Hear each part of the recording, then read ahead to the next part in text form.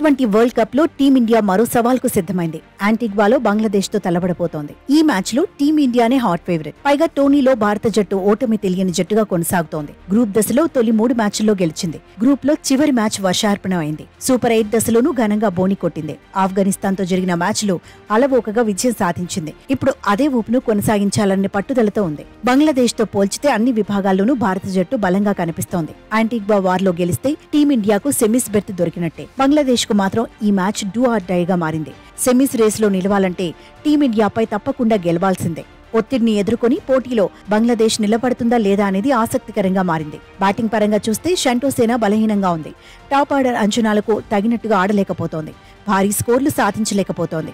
బలమైన భారత్ బౌలింగ్ ను బంగ్లా బ్యాటర్స్ ఎదుర్కోవడం అంత ఈజీ ఏమీ కాకపోవచ్చని ఎక్స్పర్ట్స్ అభిప్రాయపడుతున్నారు. టీమిండియా మాత్రం గెలుపు జోష్లో ఉంది. అదే ఊపును రెండో మ్యాచ్లోనూ కొనసాగించాలనే కసితో కనిపిస్తోంది. అయితే ఓపెనర్లు రోహిత్, కోహ్లీ రాణించడం టీమిండియాకు కీలకం. గ్రూప్ దశలో హిట్ మ్యాన్ తొలి మ్యాచ్ లో హాఫ్ సెంచరీ కొట్టాడు. కానీ ఆ తర్వాత ఇంపాక్ట్ చూపించలేదు. విరాట్ కోహ్లీ పరుగుల వేటలో వెనుకపడ్డాడు.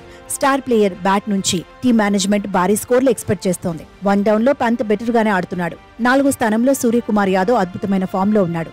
స్పిన్ హిట్టర్ శివం దుబే మాత్రం అంచనాలకు తగినట్టుగా ఆడలేకపోతున్నాడు. బంగ్లాదేశ్ తో మ్యాచ్ లో అయినా టచ్ లోకి వస్తే టీమిండియాకు అడ్వాంటేజ్ అవుతుంది. హార్దిక్ పాండ్యా, జడేజా, అక్షర్ పటేల్ కూడా బ్యాట్ కు పని చెబితే భారీ స్కోర్ ఖాయం.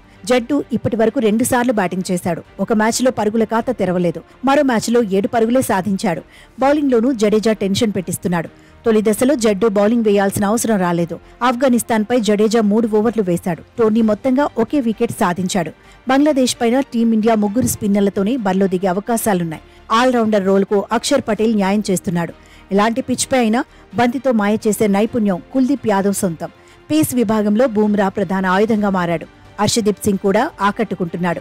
సిరాజ్ మరోసారి బెంచ్ కే పరిమితమయ్యే అవకాశాలున్నాయి. హార్దిక్ పాండ్యా పూర్తి కోటా బౌలింగ్ వేయగలుగుతున్నాడు. దీంతో 3వ సీమర్ అవసరం లేదని టీం మేనేజ్మెంట్ భావిస్తోంది. మొత్తంగా ఇండియా బంగ్లాదేశ్ మ్యాచ్ పై అభిమానుల్లో ఆసక్తి పెరుగుతోంది. టీమిండియా బలమైన జట్టు అయిన షంటోసేనను తక్కువ అంచనా వేయవద్దని ఎక్స్పర్ట్స్ హెచ్చరిస్తున్నారు. T20 ఫార్మాట్ లో ఫలితాలను ముందే ఊహించలేమంటున్నారు. టీమిండియా అలర్ట్ గా ఉండాలని సూచిస్తున్నారు.